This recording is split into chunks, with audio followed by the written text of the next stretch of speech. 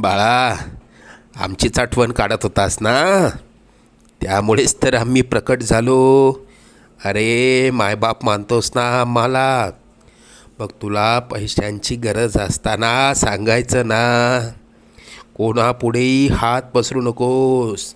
लोक 2-4 हजारांची मदत करतीलही, पण तुझ्या मागे सर्वांना तुझी मजबुरी हसत सांगतील.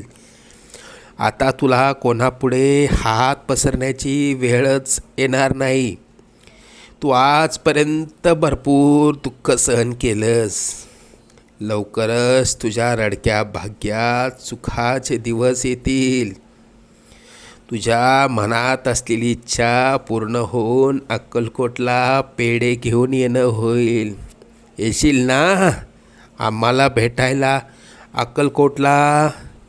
सगळं